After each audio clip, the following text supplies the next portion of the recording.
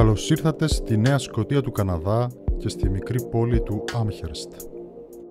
Θα μεταφερθούμε σε μια μικρή κατοικία όπου διαμένει η Έστερ Κόξ μαζί με τις δύο αδερφές της, τον κουνιάδο της Ντάνιελ Τιντ και τον αδερφό του Τζον Τιντ. Στις 4 Σεπτεμβρίου του 1878 η Έστερ ξύπνησε ουρλιάζοντας τον ύπνο της, νομίζοντας ότι ένα ποντίκι μπήκε στο στρώμα της. Ο πανικός συνοδεύτηκε με χτύπους και τρεξίματα στο δωμάτιο. Λίγες μέρες μετά το πρώτο περιστατικό, η Έστερ ξύπνησε πάλι ουρλιάζοντας από πόνους αυτή τη φορά. Ήταν πρισμένη και κατακόκκινη. Η οικογένειά της που άκουσε τις φωνές έτρεξε προς βοήθεια και μπαίνοντας στο δωμάτιο αντίκρισε τα σεντόνια της Έστερ να είναι κομματιασμένα και σκορπισμένα σε όλο το χώρο. Ο Τζον Τιντ, στην προσπάθειά του να συμμαζέψει τα σκισμένα σεντόνια από κάτω, δέχτηκε ξαφνικά μια επίθεση από μια όρατη δύναμη. Όταν ο οικογενειακός γιατρός Dr. Κάριτ έμεινε μόνος του με την νεοσούσα Έστερ, είδε το μαξιλάρι της να γλιστράει κάτω από το κεφάλι της. Όταν πήγε να το κρατήσει στη θέση του, συνειδητοποίησε ότι ακούγονται γρατζουνίσματα μέσα από τους τοίχους. Όταν ο γιατρός σήκωσε το βλέμμα του στον τοίχο, είδε να σχηματίζεται σιγά σιγά η φράση «Esther Cox, you are mine to kill». Με τον καιρό τα περιστατικά γινόντουσαν όλο και πιο έντονα, με αποκορύφωμα να αρχίζουν να ανάβουν μικρές φωτιές μέσα στο εσωτερικό του σπιτιού. Για τον λόγο αυτό η Έστερ μετακόμισε σε ένα γειτονικό πανδοχείο, προκειμένου να μην καεί ολοσχερό στο σπίτι στο οποίο διέμενε η οικογένειά της. Στο πανδοχείο γνώρισε τον Walter Hubble, έναν άνθρωπο ο οποίος έκανε την Έστερ περιοδεύοντα θίασο, θέλοντας να δείξει στον κόσμο τα παραφυσικά φαινόμενα. Οι παραστάσεις όμως απέτυχαν. Το πνεύμα δεν εμφανίστηκε ποτέ και έτσι η ιδέα εγκαταλείφθηκε γρήγορα. Μετά από αυτή την ιστορία, η Έστερ κατέφυγε και βρήκε δουλειά στη φάρμα ενός δικαστικού. Λίγους μήνες μετά όμως η φάρμα πήρε φωτιά και αυτό είχε ως αποτέλεσμα η Έστερ να κατηγορηθεί για εμπρισμό, οπότε και συνελήφθη και καταδικάστη σε ολιγόμενη φυλάκιση. Το εντυπωσιακό σε αυτή την υπόθεση είναι ότι εμφανίστηκαν γύρω στους 16 μάρτυρες υπεράσπισης, όπου επιβεβαίωναν και γραπτός την παρουσία παραφυσικών φαινομένων με κεντρικό πρόσωπο την Έστερ.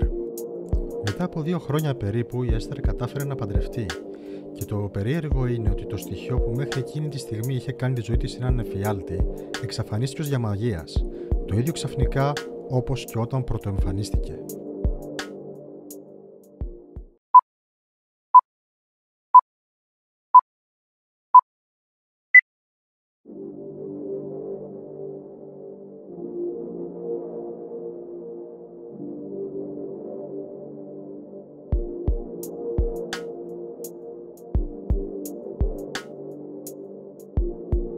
Καλώς ήρθατε στη Βραζιλία, στην πολιτεία του Σάο Πάολο και στη μικρή κομμόπολη Ζαμποτικαμπάλ.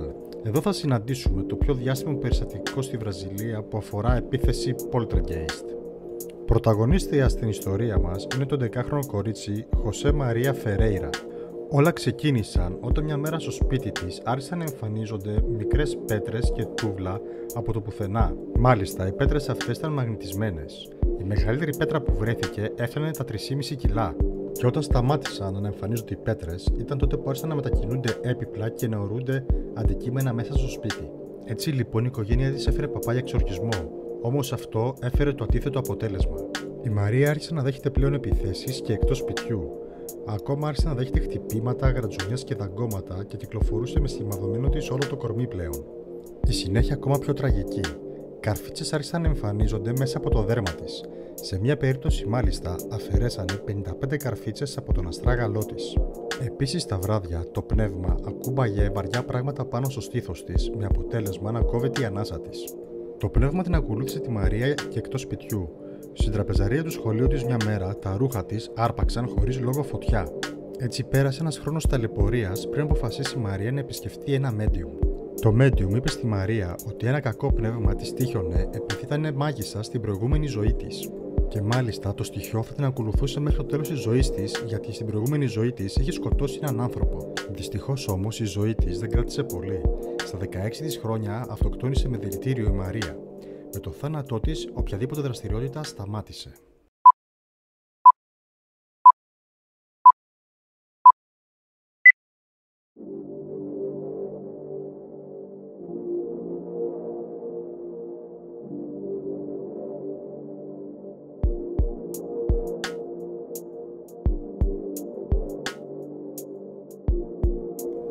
το έτος 2002. Ένας φράχτης δείχνει πως έχασε σε μια διαφωνία που είχε με ένα φάντασμα στο αγγλικό χωριό Stoke Lacey. Αυτή είναι τουλάχιστον η καλύτερη εξήγηση που μπορεί να δοθεί, καθώς πάνω από 26 αυτοκίνητα χτύπησαν το συγκεκριμένο φράχτη σε μια περίοδο 18 μηνών. Πολλοί από τους οδηγούς κατέθεσαν πως είχαν μια αίσθηση να τραβιούνται τα χέρια τους από το τιμόνι ενώ βρισκόντουσαν σε εκείνο ακριβώς το σημείο.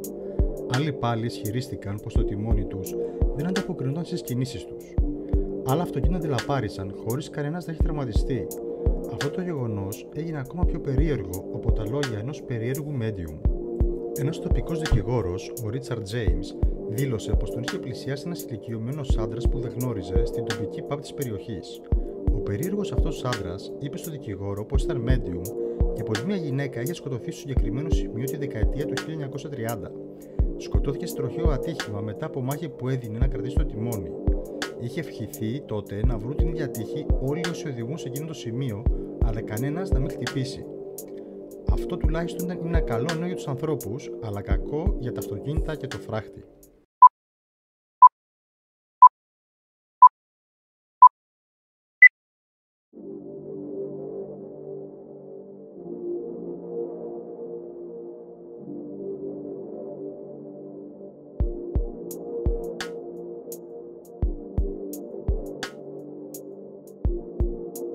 Πολλές ιστορίες με στοιχειωμένα σπίτια βασίζονται στο γεγονός πως κάποιος έχει ψυχοκινητικές δυνάμεις και μετακινεί αντικείμενα υποσυνείδητα. Κάτι τέτοιο φαίνεται να συνέβη και στην περίπτωση της Κάρολ Κόμπτον. Στις αρχές της δεκαετίας του 80, η Κόμπτον δούλευε σαν νταντά στην Ιταλία, αλλά η δουλειά της δεν πήγαινε καθόλου καλά. Δούλευε σε μια οικογένεια όταν ένα κάδρο έπεσε από τον τοίχο την ώρα που αυτή έμπαινε στο σπίτι. Ακολούθησε την οικογένεια στις Άλπεις κατά τη διάρκεια των διακοπών, αλλά αυτό κάηκε κατά τη διάρκεια της διαμονής της. Όταν επέστρεψαν στο σπίτι τους, φωτιές ξεκινούσαν μέσα στο σπίτι. Η Κόμπτον τελικά απολύθηκε όταν άρχισε μια φωτιά στο δωμάτιο του γιου της οικογένειας. Η νεαρή κοπέλα από τη Σκωτία βρήκε άλλη δουλειά στην οικογένεια Τόντι. Δεν πέρασε αρκετός καιρός όταν αντικείμενα άρχισαν να πετάνε μέσα στο σπίτι και ένα στρώμα πήρε φωτιά. Η οικογένεια δεν είχε ιδέα πως όλα αυτά οφείλονταν στην Κόμπτον. Μετά όμως από μια φωτιά στο δωμάτιο της μικρής τους κόρης, κάλεσαν την αστυνομία, όπου και η νεαρή Σκοτσέζα συνελήφθη. Κατηγορήθηκε για εμπρισμό και απόπειρα δολοφονίας. Η δίκη έγινε σύριαλ στην Ιταλική τηλεόραση, καθώς πολλοί κόσμος θεωρούσε την Κόμπτον μάγισσα και δαιμονισμένη. Καθολικοί μαζεύτηκαν γύρω από το δικαστήριο με σταυρούς στα χέρια και φώναζαν προσευχές. Η δίκη δεν άρχισε να φτάσει και σε ξένα μέσα ενημέρωσης. Η δίκη της τελικά ονομάστηκε η Δίκη της Μάγισσας. Η δίκη κράτησε 16 μήνες, κατά τη διάρκεια των οποίων η Κόμπτον βρισκόταν στη φυλακή. Κανένας δεν παρατήρησε κάποιο περίεργο περιστατικό. Αυτό είχε σαν αποτέλεσμα την καταδίκη της για εμπρισμό, αλλά αφαιρέθηκαν οι κατηγορίες για απόπειρα δολοφονίας. Ο δικαστής αποφάσισε πως οι 16 μήνες που βρισκόταν φυλακή ήταν ήδη αρκετοί και έτσι αφέθηκε ελεύθερη. Η Κόμπτον γύρισε πίσω στην Αγγλία, όπου και έγραψε το βιβλίο Superstition: The True Story of the Nanny They Called the Witch.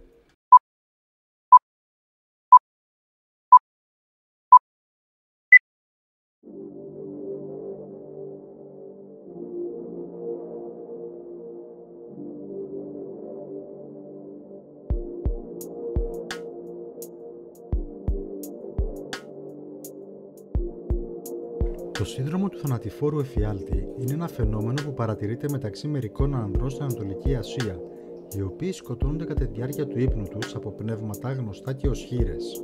Πιστεύετε πως είναι πλάσματα που δέχτηκαν βίαιη σεξουαλική επίθεση και συνάντησαν ένα τραγικό θάνατο, και τώρα είναι έξω σκοτώνοντας άνδρες, παίρνοντας τις ψυχές τους σαν συζύγους. Ένας πανικός εξαπλώθηκε για τις χήρες τη δεκαετία του 1990 στο βορειοανατολικό Σιάμ. Αρκετοί άντρες φορούσαν κραγιόν και έβαφαν τα νύχια τους πριν κοιμηθούν για να κοροϊδέψουν τις χήρες πως είναι γυναίκες. Η κύρια στρατηγική ήταν να κρεμούν αντρικά γεννητικά όργανα γύρω από το λαιμό τους για να αποθούν τα φαντάσματα. Εκατοντάδες άντρες σκοτώθηκαν μέσα σε λίγα χρόνια από αυτό το φαινόμενο, το οποίο όμως λύθηκε μερικά χρόνια αργότερα από την επιστήμη. Ο λόγος θανάτου των θυμάτων δεν ήταν οι χήρες, αλλά η κακή διατροφή, καθώς η διατροφή τους βασιζόταν μόνο σε γλυκό ρύζι, το οποίο οδηγούσε σε ραγδαία αύξηση ινσουλίνης.